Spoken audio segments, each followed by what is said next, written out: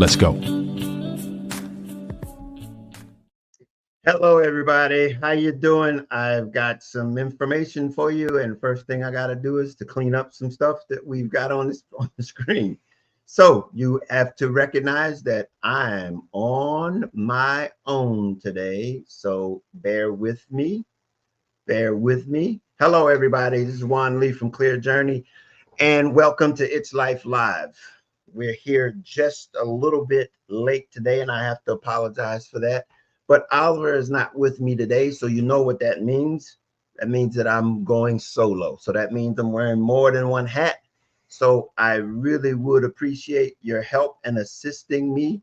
If you have any questions, you're more than happy to put them in the chat. Welcome to either on Facebook, if you're on the Facebook, if you're on Instagram, if you're on YouTube, or if you are with us from LinkedIn. So by all means, we appreciate you being with us here this evening. So with that being said, I want to thank you all for being here. If this is your first time here, subscribe. We are a nonprofit. Clear Journey is a nonprofit that is here to serve you. We're helping you, support you in your journey in life. If you're having questions or struggling with looking for answers in life's challenges, we're here to give you education and resources to help you navigate life more successfully. If you'd like to know more about Clear Journey and what we're doing and in the areas that we are here to help you in, go over to clearjourney.org and find out more about us. We really would appreciate it. Tonight, we are going to have a guest with us, and we are going to be talking about, under the premise, one of the areas that we're talking about is relationships. And tonight we have a guest that's going to be helping us navigate that thing, relationships. So we are going to be talking about that. And one of the things that I want to stress as it relates to relationships, because what Clear Journey is about giving us the right attitude so that we can navigate and be able to use the tools that we're going to be here, that we provide here at Clear Journey, along with the resources, so that we can gather all of the possible solutions that we can with the right attitude. And the attitudes that we use for relationships is sacrifice, caring, responsibility, and humility. Those are three of the basic attitudes that we talk about that we need to be able to navigate life successfully. And hopefully our guests will be able to reinforce and support that, because she's going to be sharing with us some tips as it relates to how we can do more things in that area as it relates to being able to navigate our relationships. So without further ado, our guest tonight is a licensed psychologist, an author, a speaker. She also owns her company. It's called KLS Consulting and Counseling Service. She's in Texas, and where she specializes in culture, diversity, trauma, and relationships, also with LGBTQ issues. And let's introduce Dr. Kimber Shelton. Hello, Dr. Shelton. Hello, Juan. Happy to be here. Thanks for having me on. Hey, thanks for being here. I'm happy to see you in light of your day. So thank you for being here. Can you hear me? Are you there? Can you hear me? I can hear you now. Okay. Well, like I was saying, thank you for being here in light of your day. Thank you very much. we all are having, is something that we oftentimes talk about, is about we having, when we, Oliver and I, get here, it's typically after end of our day, and we go, well, we can chalk it up to being it's life, because whatever the challenges that come about, it's life. We're here to really understand that we're going to navigate it in spite of. So I appreciate you being here. The topic, what we're going to be talking about tonight, And that is something that you and I had earlier discussed, and that was, relationships. And basically, um, how do you navigate a relationship when you're yourself trying to change? But before we get Mhm. into that, introduce yourself to the audience so that they can get to know you a little bit better. I know I better jump the gun here, but that's exactly it. If you would just let us know a little bit more about you, and we can go from there. Yeah, thank you for that introduction. So let me first introduce myself by saying I was smart enough to 4 hours ago go and get my teeth, get some fillings in my teeth. So I have been massaging and massaging and massaging. I can actually speak, okay, but I feel like I need to be talking like this. So You excuse the look, or I just need to hold my face up like you that. sound good and you look better. Okay, great. Okay, well, hopefully by the end of this conversation, I'll have a fully functioning mouth. But yes, thank you. I'm Dr. Kimber Shelton. I'm a licensed counseling psychologist in Texas, and I love the work that I do. I primarily am working with minoritized groups. I work heavily with African American individuals.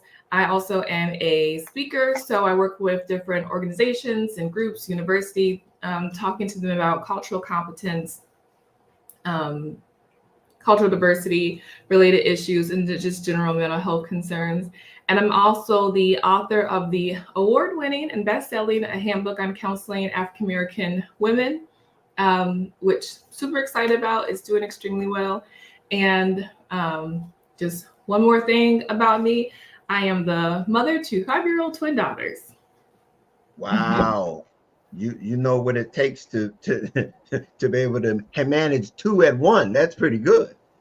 Yeah, we're just a little bit busy over here, just a little bit. Yeah. And again, I appreciate you for taking the time out to be with us today. I really do appreciate that. So where do we get started? Where do we get started in this journey? I mean, we talked about how do you navigate personal development and change and growth in yourself while at the same time navigating relationships. So Yeah. how do you start? And I know that's many of us challenges because no one starts where they enter into a relationship and finishes that relationship at the same place they started. But Right. how do you navigate it, and what are all of the variables that we have to navigate in that process? Yeah, it's so common with people that I'm working with when they start making changes and doing better and feeling good, they start to notice, my relationship doesn't feel great, or it's not keeping up with the changes that I'm making. It's causing some issues for me, it's causing issues for them, it's causing issues between us. That even when we're making changes that are healthy and good for us and good for the relationship, it still can cause some conflict or confusion in the relationship, especially because when we're making positive changes, we feel good about them. Like, yes, like I'm going to start working out and I feel motivated and I'm encouraged. And everyone outside of our relationship is saying, you're doing a great job. Good for you. You need to do this. But when the person we're in a relationship with isn't able to support us in that same way, then we can feel even more separated because we're getting all this positive energy over here and we're getting negativity or stagnant energy on this side of it. Um, so that could be hard. But like you were saying, if we are living a life with someone, there are going to be changes that happen. We're not going to be the same as we were 10 years ago. July is my 10-year anniversary. Lots of changes have happened in these 10 years for both of us. But we might, a common thing is around nutrition and diet and health. So one partner wanting to be healthier and going that route, the other person not so much. Um, Wanting children, maybe we both agree we didn't want to have kids, but now I think I kind of do want to have kids. Ew, what's going to happen there? Um, hey, I'm going to go back to school. What do you mean you're going to go back to school? Who's going to watch these kids? Who's going to pay these bills while you're at school? That's a change that could be hard for people. We could think about religious changes or spirituality changes. We were both just kind of living our life, and now you're going to church 3 times a week. Or the opposite of that. We've both been going to church 3 times a week. Now you're not going to church at all. Those sort of things can cause a lot of issues and conflicts for couples. Is that common? And how do you prepare for something like that? In the sense is that something it's normal to assume, but how is it that we don't take that into consideration while we're entering into the relationship, even though we intend to have it for a long time, and knowing that change is going to happen? What causes us not to think that this is a possibility during that process? I don't know that we always think about those things. I don't think that we always think long term of, okay, 10 years, what will this look like? 20 years, what will this look like? When some common lifestyle changes happen where like children, or there's a death of a family member, or we need to make a move, things that are common in relationships, we don't think about those ahead of time and like talk through what that's going to look like. So even though change is inevitable and change is common, we don't always have those conversations about it or even bring those things up for ourselves. So then we can feel taken aback when these things start happening, even though these things are going to happen. Yeah, and that's absolutely true. Let me ask the question then. So, in light of that, once they do happen, what are some of the tools and tricks or advice that maybe help us navigate this in a way that? And here's the thing, I guess: can we do both? Can we continue to grow and protect the relationship at the same time? Yeah, absolutely. We can do both of those things. So we want to understand what's going on with our partner where they are not changing or it feels like they're not supporting our change. And one reason that they are not making those changes or supporting it is because they may be fearful that I know you like this. And when I do these things, then you do these things. But now you're starting to do something else. So I'm starting to feel afraid because I don't know what's going to happen to you or what's going to happen to our relationship. Like a show, I love to watch My 600-Pound Life, where there's people who are 600 pounds or more, and they're on the show because they want to lose weight. So their partner has been feeding them and like responsible for bringing them all this food. But now that they want to lose weight and they have a surgery, they're losing weight, they've changed their diet. I don't need you to bring me that food anymore. I'm much more mobile. I'm about to get out here and start living my life. I am going to start being more assertive because I feel more confident and good about myself. Their partners oftentimes have a really, really tough time because they're so used to being in control of taking care of them, knowing what both persons' roles are. And now they lost that. So they feel afraid that they're going to lose the relationship. So I think a big piece of that change, the hard part of change is reacting to that fear that we have that we're going to lose the relationship.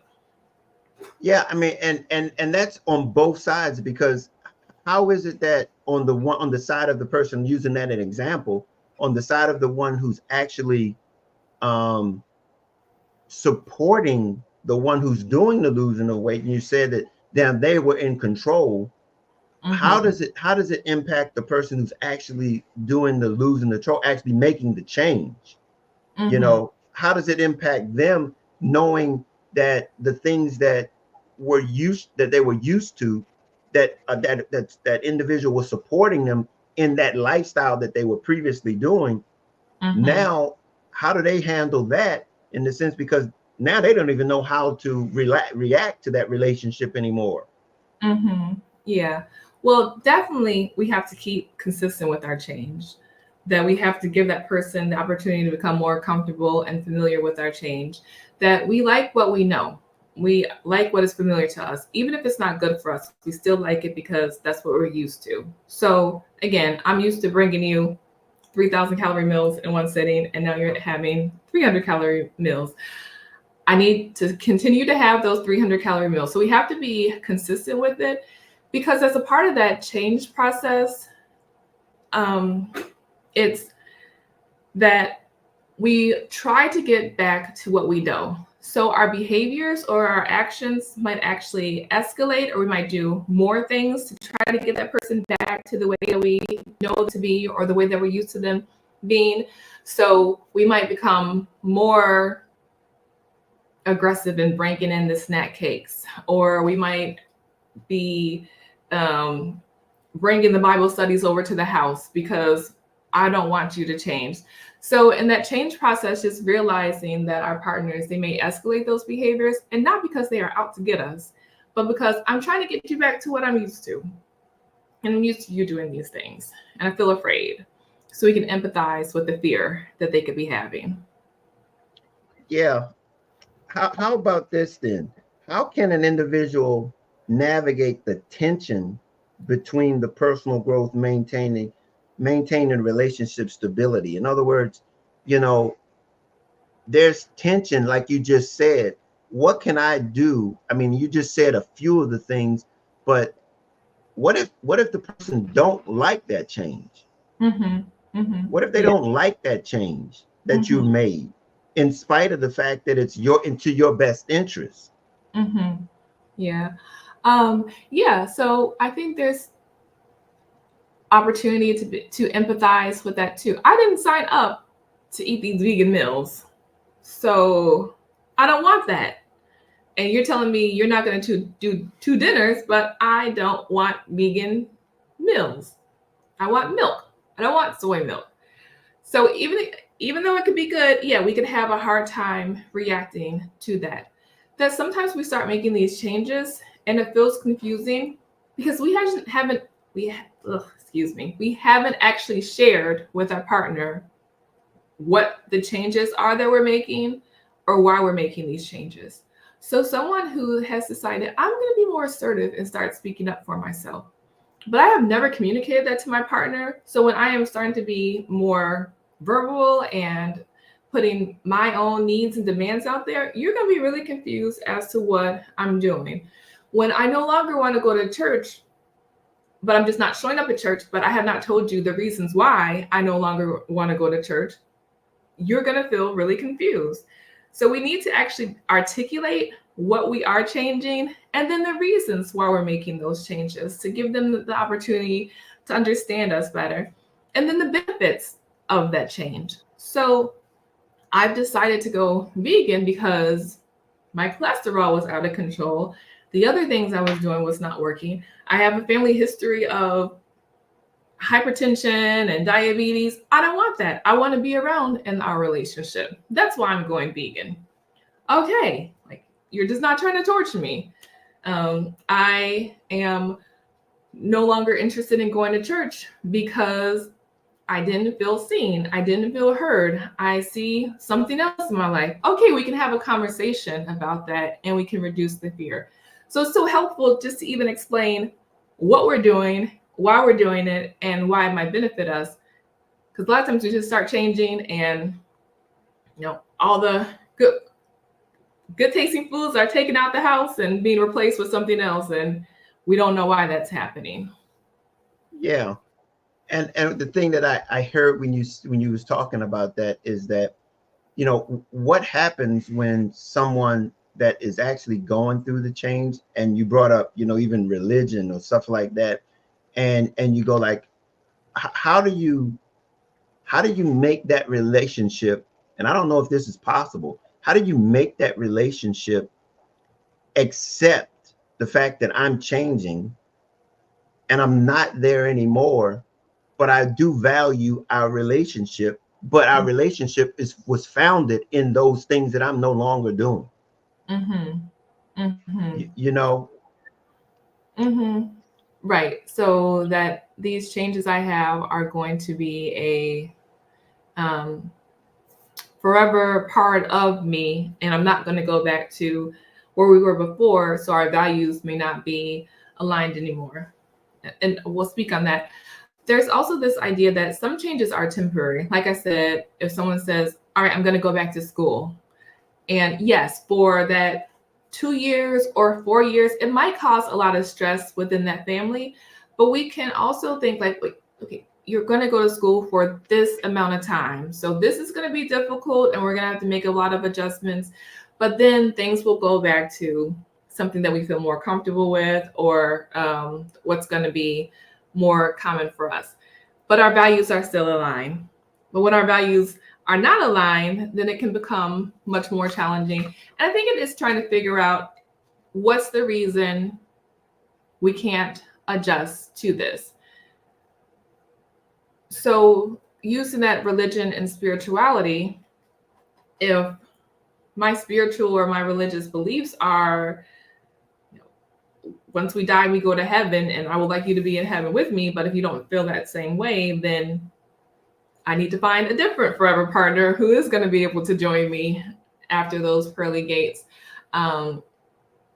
We might have to make some big changes to our relationship.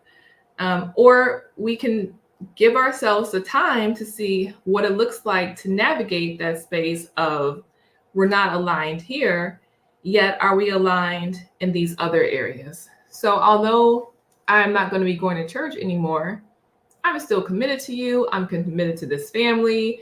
I am an ethical and moral person. I just can't be a part of your life in this way. Can we manage that? Are we going to be okay with those things? And a lot of people can, and then some, they cannot. It feels like they have grown apart.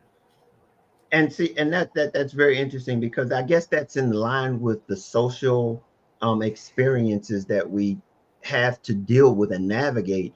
And it's amazing how we allow those types of social, cultural type of things divide something that's really good within the relationship, and how do you, is there a way that you can allow that, or position that in a way and say, okay, this is nothing about us, this is just cultural things that's dividing us? Is there a way that we can navigate cultural issues rather than having to accept them as being a part of our relationship? And that, and understanding that there is a change that's coming on. I guess the question, the simpler question is change more important than the relationship? Well,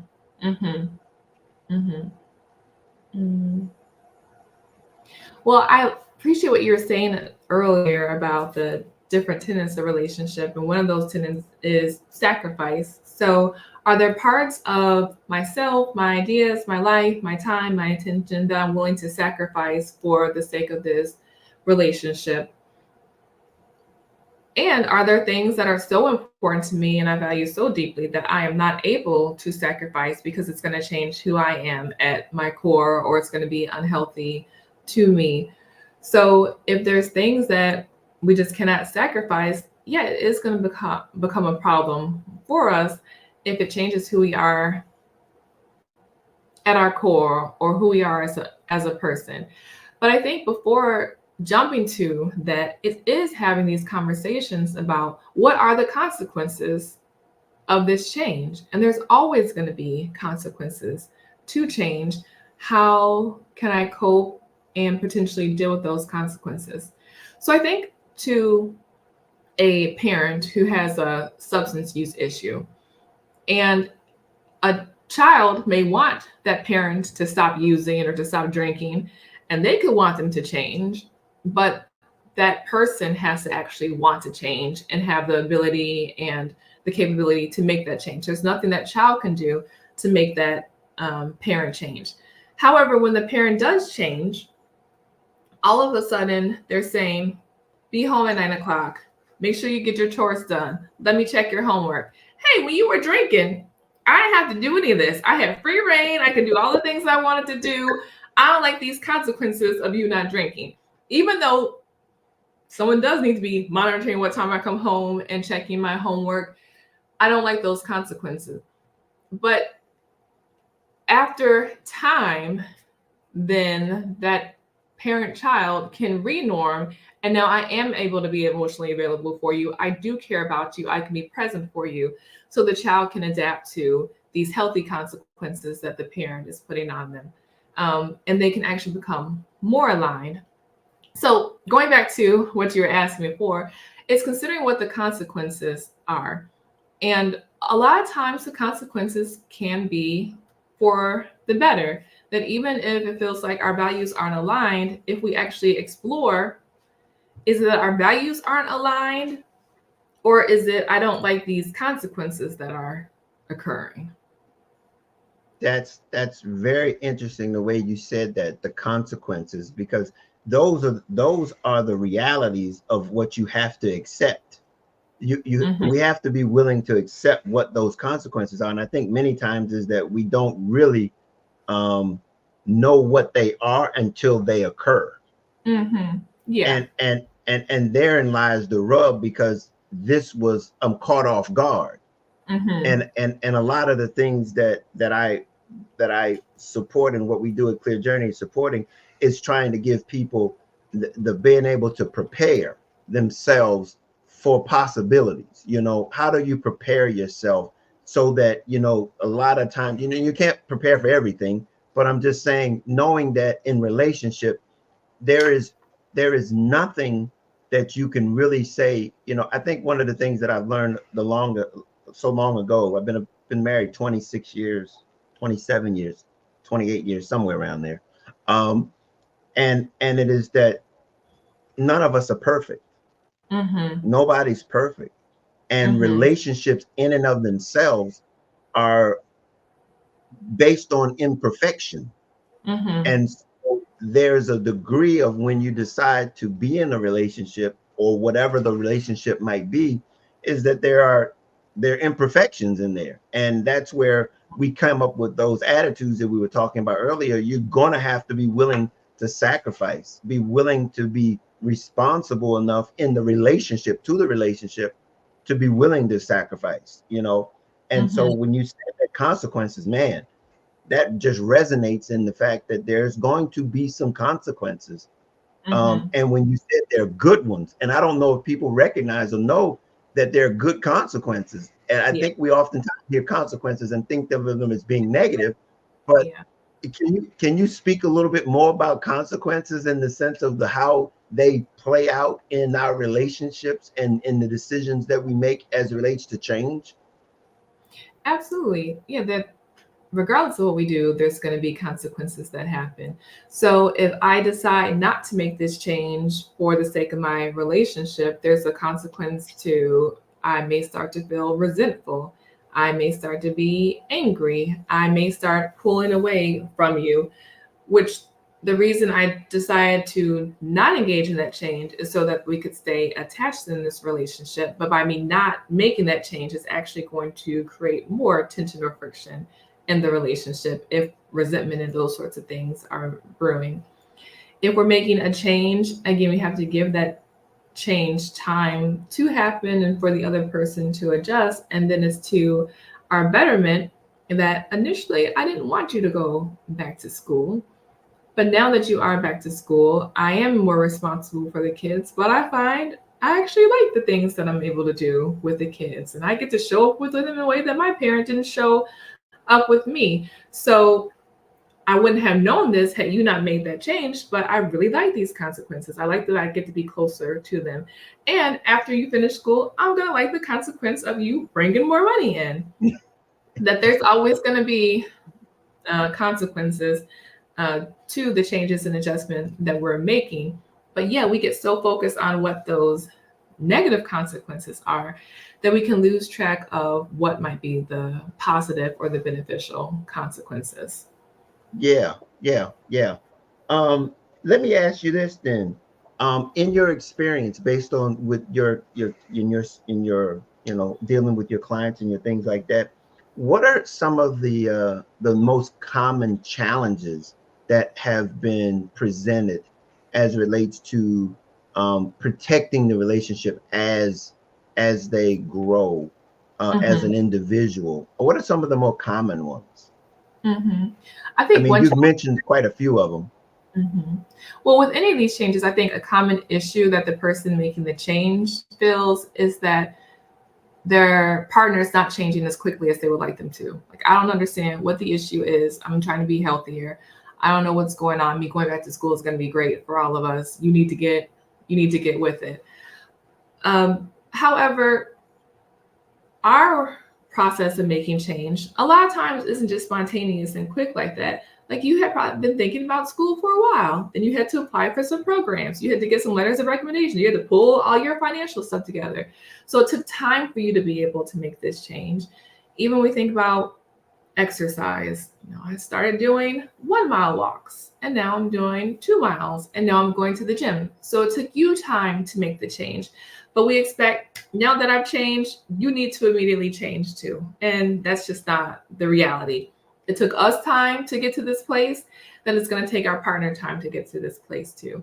And that because we are changing and growing, it feels like our relationship is getting worse and worse and worse. No, the relationship is exactly the same that was. Nothing has changed about the relationship. It's you've changed. So we can make a mistake if we think, oh, my relationship is getting worse, when that's not true. We actually need to give our relationship time to catch up to where we are. So we make the mistake of expecting our partners to change super quick. And then we also make the mistake of thinking that our relationship is worse than it really is. And it's not. The relationship's not different. And it's interesting you say that, because when you started to talk about the fact that the relationship is not the same, and typically the one person or the other says the other person has changed. Mm-hmm. And in practicality, the other person has changed. Mm-hmm. And in many cases, the one that has changed, the one who says that is the one who hasn't changed. And so as a result, they look at the variation or the differences there, going like, you're not who you used to be. You're not the person that you used to be. Mm-hmm. From the person who's changed, how do they navigate the fact that, guess what? The one that hasn't changed doesn't want to change, doesn't want to grow. And how do you navigate that when you know, and the other one knows that you've changed? Both parties know that one has changed, but the other one just doesn't want to change. Is there a way to navigate that? What's the impact that has on you?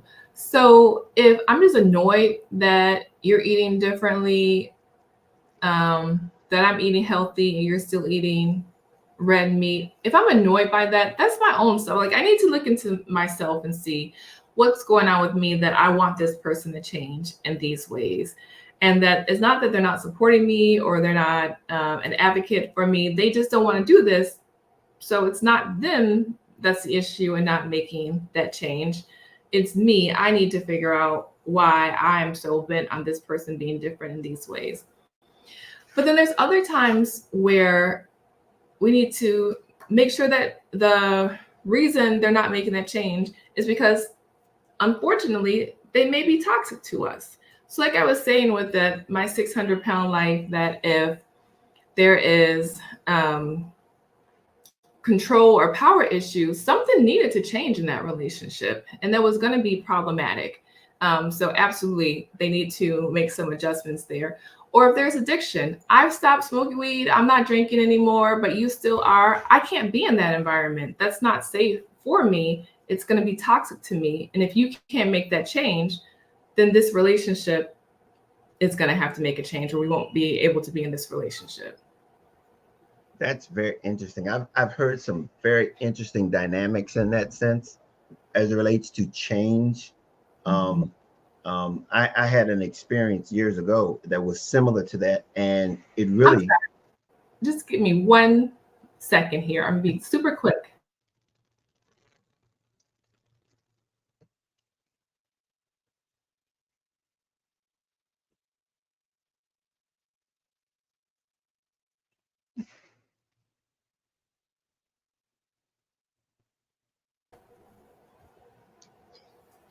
Or there's a change when you say, you're going to be recording a podcast until 7:00, and then people come home early. So they got to switch that up. It's life. I understand. I understand being able to move with the flow. Yes. It's so it, but what you were saying, I know of a case and an incident that actually happened, and it was so very interesting because it was almost as though it not only happened, it was forced to happen. Because you used an example that, I don't know if people understand, but many years ago, um, in the military, I'm a veteran, and when you're married in the military, um, your spouses are just as Mhm. involved in your career as you are. And when one person is doing things that are not within the standards of the military, Mhm. you're held responsible for them as being the uniformed person. Mhm. And so you end up having to realize and make a decision. Is this going to be cost me my career? Mhm. And I've known guys they got divorced Yeah. because their spouse wasn't Mhm. willing to make the adjustment that Mhm. they were once, in that area, but now it's outside of the bounds of their this job. And it was like, hey, Mhm. here's now the consequences of Mhm. not being able to make that adjustment. So I fully understand that. What are some of the tools, the things that people can do with themselves, they can learn for themselves to be able to navigate, regardless as to what the situations are, to help them through this growth process on either side, the Yeah. one that is growing and the one that's not growing as fast maybe as the other one would want? What are some of the tools that they can instill in themselves to be able to help them to be able to navigate this a little Nope. bit Sorry, better? it's frozen on my end. Oh, me? You didn't hear anything I said, huh? I did. I now it's not frozen. Yeah, some of the tools. Well, what because change is inevitable, that there's going to be changes that have happened in the relationship, and some we may have been aware of, and others they may have just changed, and we didn't really even pay attention to it. But there has got to be changes that have happened that even if they were hard, we were able to adapt to. So to be able to think back to when was there a time the relationship changed and how do we make that adjustment? And then how can we then apply some of those things to this change that's happening now? So looking at times where there was a successful change and then what was the process the two people went through in making that change.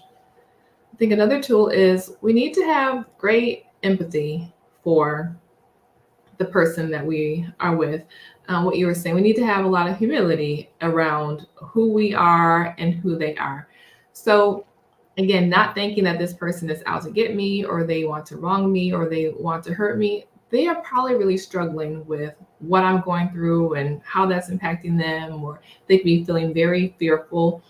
So instead of attacking that person for not catching up with us as quickly as we want them to, and that humility is, oh, maybe I need to come back down to you a little bit, just so that you can see I am still here. I am connected to you. I can understand those fears or those concerns that you have, and I can create more space for both of us to get to that same place. So, as we're taking a step forward, sometimes we might take that step back to be a comfort or be a connector to our partner. Yeah, that's absolutely. One thing that I heard you say was that there's the reason for the resistance in maybe getting or making up or catching up to the other person for whatever reason the growth has been is as a result of fear. Mm-hmm. Is that fear something that needs to be gotten over, um, without without having to understand, or without making the steps to make the change? Do you have to get over the fear of whatever that is? That fear a part of the consequences that you're referring to, or is that as a result of it? Yeah, I think fearful about what this change means and then what the consequences are. But I think these things are happening unconsciously. We're not like actively thinking, I feel afraid of if you lose this weight, you might leave me. So it's bringing that unconscious to our conscious of, oh, here are the things that I'm fearful of. And then being able to have conversations about those things. Here's what I'm worried about. And then being able to articulate that and have a conversation with our partner about that. And then when some of those fears are dispelled, there could still be some challenges with them aligning or adjusting to the changes that we're making. And one of the challenges could be is, I don't know how to support you.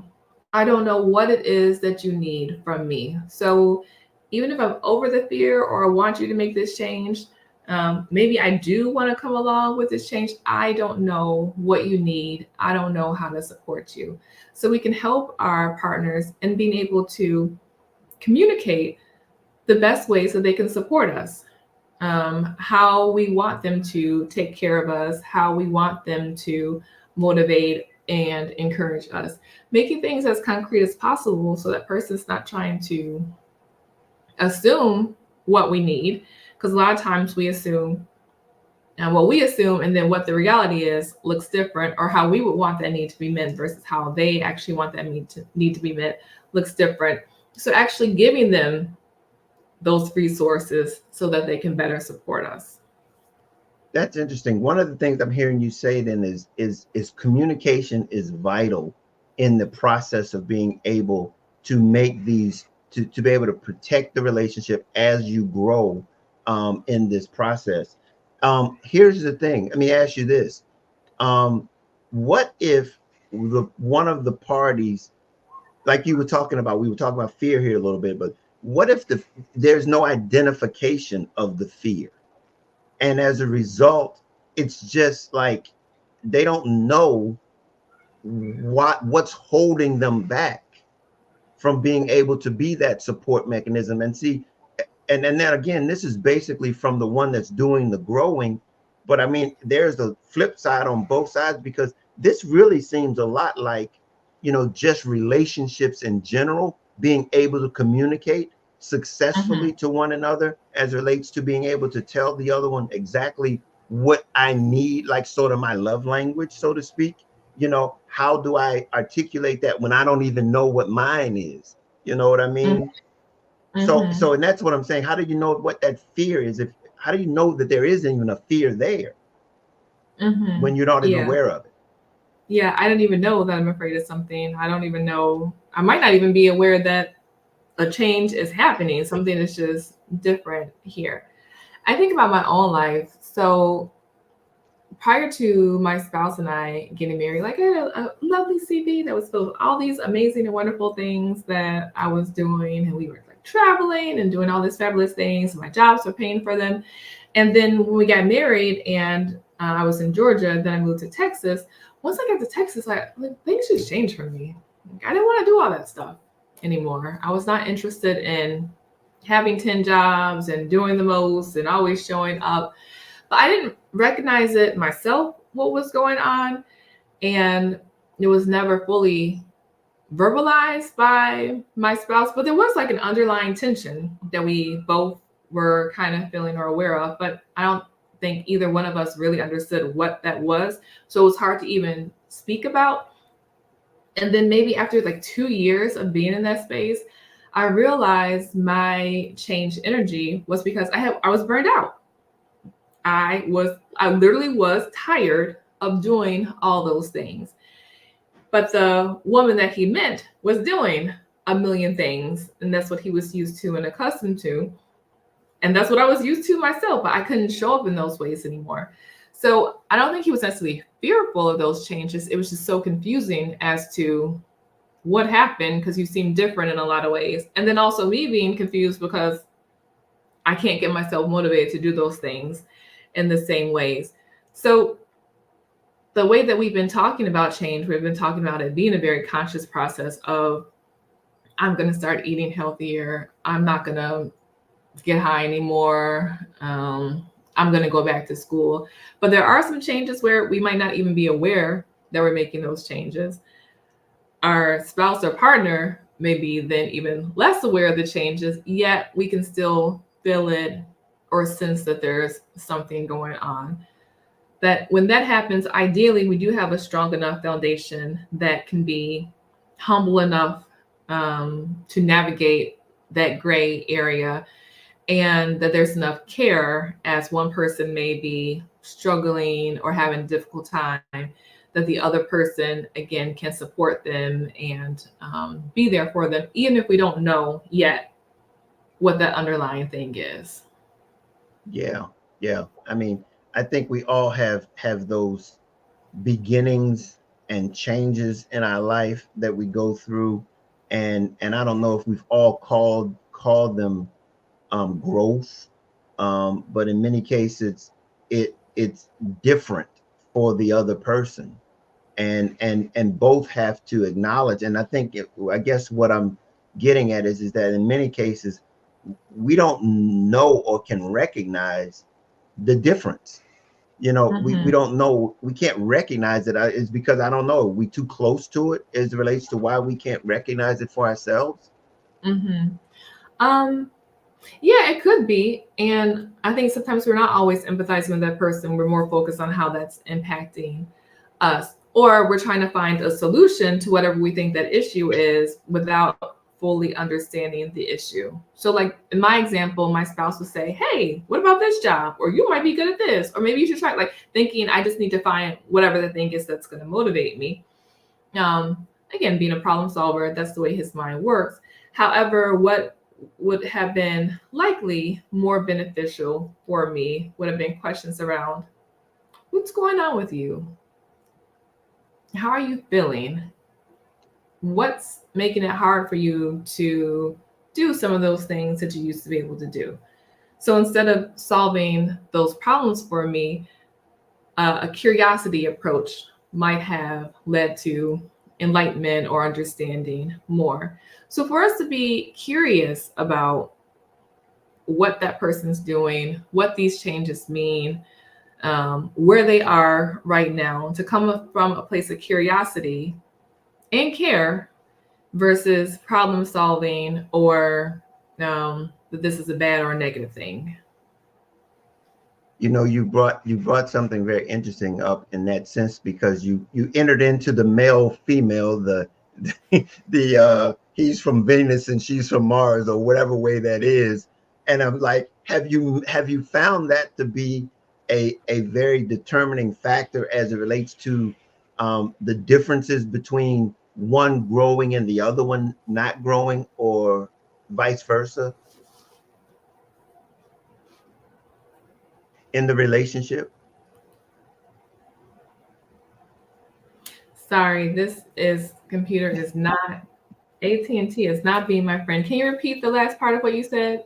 I was just saying, have you found it to be a issue as it relates to, or noticeable as it relates to male female, as it relates to the change and the ability to navigate it, whether the male is the one that's growing versus the female one that's growing? Mm. I don't think that I'm necessarily seeing gender differences in that, and that those changes are always happening. And then I think both can struggle with the consequence of the changes that are making. Probably because women are more socialized to be verbal and emotionally expressive, it may be easier for us to come to that understanding of the reasons that we're making changes or why that change is important to us and being able to articulate that. And I don't think it's necessarily a gender thing. I think it's how we are socialized, that men are capable of having that sort of emotional intelligence too, but not always great at that space to express themselves in that way. And I find, particularly with the men that I work with, when they have just a small opportunity and window to be self-reflective and to be vulnerable, all that needs to come out can come out. So I think maybe less around gender and more around having that space to be curious and be vulnerable feels important. Now, it might not come out in the same words or same language, but it's still coming out. Yeah, I mean, that's interesting, because again, that's you, when you said men are problem solvers, i.e., man, I'm problem solver. My Um, husband's a problem solver. I don't know what. other men are doing. That's what we do. That's what we do. I mean, that there's a reason why they're meant to be for one another. We have the ability, innate ability to want to solve problems, but at the same time, um, when women just want to be heard, they just want to be heard. Bachelor's degrees, I got a master's degree, I got a PhD. I can solve problems, no problem. So sometimes I might need you to be a problem solver, but other times I need you to reach out to me for this. So I don't know that Well, men but are see, solver, women are not. I can solve some problems. no, and I'm not saying that you can't, but I'm just saying that's innately that's who we are. Have you noticed that, or do you disagree with that or agree with that? That's what we do. I think that gender socialization is so strong, and in communities and cultures where there's much more of an egalitarian relationship between different genders, or there's more of a matriarchal background, these issues don't feel as strong.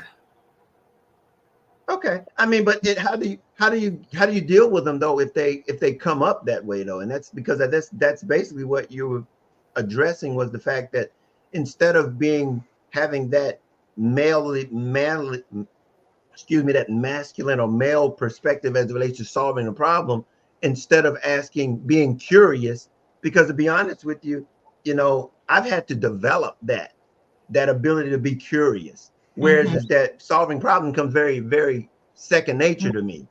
And Mm-hmm. so when you don't realize that you don't have the skill set Mm-hmm. to be able to address that gap, so to speak, that has been created, Mm-hmm. um, what do we do then? What's the solution? How do you navigate that? Mm-hmm. Yeah, and for myself, I've had to develop that skill to be curious and not just assume that I know what's going on or here's how we handle that situation. Um, and so even if we don't know, well, yeah, like we're not going to know those things per se. So that can help with us to be more curious. But I go back to, wait, let me ask this person, what do you need? What's going on? How can I help you? And they may be able to express those things. So we don't have to figure these things out. So instead of trying to figure it out, just asking someone what it is that they need. I've been thinking about with my children of like, they need to do this or do this, or like, but they're like struggling with something, and being able to ask them, like, what do you need from mommy? I need a hug. Okay, I give you a hug, and then you can go put your stuff away. But instead of me, go put that stuff away, asking you what you need a hug, and now you can go and put that stuff away. So us not trying to figure it out, us asking that person and granting them that autonomy to tell us. I have one other thing. What if the question happens with the answer is I don't know? Oh, Now sorry. what? Say it again. Sorry. I said, what if the question is asked, but the answer is I don't know? Mm-hmm. Mm-hmm. And that can happen. Okay, well, when you do know, let me know. I'll be here Yeah, for you do know. Mm-hmm. yeah. I think when people say that in therapy, because that comes up a lot. I don't know. I ask them, if you did know, what would it be? And then all of a sudden, they have ideas. So try not to accept that I don't know, because that could just be my immediate reaction or response because I haven't actually thought about it. So give that space to actually think about those things. Um, and still not feeling like we have to jump in for that. Okay, maybe you don't know right now in this moment, but let's revisit this because this is important. If we agree that we were not going to have children, or that we were going to have children, and now you don't want to have kids, but you don't know why you don't want to have kids anymore, I'm going to need you to get a little bit deeper and more developed than this. So this conversation might not get anywhere right now, but we will revisit this so we can actually have a discussion about what's happening. Well, hey, I think that's a good place to drive or to land the plane for tonight. But hey, I really want to thank you for being with us tonight, and you've given us all some things to be aware of, to be conscious of. I think is the biggest issue here is to understand that, understanding that there are consequences, and they are good ones as well as bad ones, but understanding that in every one of those cases we've got to confront the change, and through Mhm. communication. So I appreciate that information and sharing that with the audience today. By any chance, do you have any last things that you'd like to share, and give us any ways that we can the people can get in touch with you or contact you, as some of the things that you have going on in your practice? Well, thank you again for having me on, and I'm glad that I can speak a little bit better now. So apologies for that. But if individuals want to get in touch with me, you can reach out to me through social media on Facebook and Instagram at doc.kimber. And also have an organization, Counseling Black Women, that you can reach out in those ways too.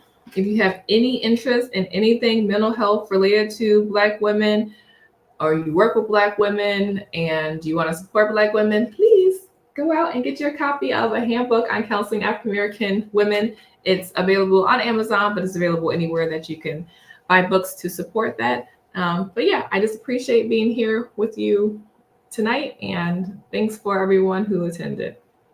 Well, thank you.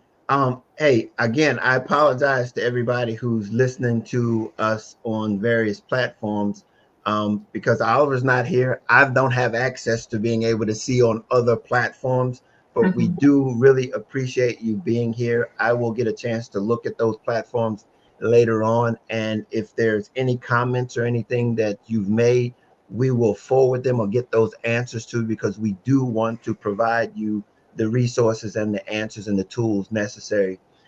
So again, we'd like to thank you, Dr. Sheldon, for being here with us tonight. If you would allow us to just use some closing things, and I will be right back. I'm going to put you back in the backstage there, and we'll be right back with you. All righty. Thanks for having me. Yes. All righty. Thanks. All righty, guys. I really appreciate you all tonight being with us. I hear slow low. If again you want to know more about Clear Journey, you can go over to clearjourney.org and find out more about us. We are here every night, every Wednesday night at 7 p.m. Eastern Standard Time. And just to let you know a little bit more about me, I'm an author, a speaker, and a mindset coach. If you want to know more about me, you can reach me at info@clearjourney.org. And you can also find more about Clear Journey by going to clearjourney.org. Again, my book, Love Made Simple, The Guide to Inner Peace, Contentment, and Success. You can also get that on Amazon, and you can also get the Audible book. So I really appreciate you all for being with us tonight. And if you have any questions, reach out to us. We really are here to serve you and make sure that you become your very best self and reach your full potential. So until next time, as we say every week, we can't change life, but we will help you navigate it a little bit better. Until next time, we'll see you then.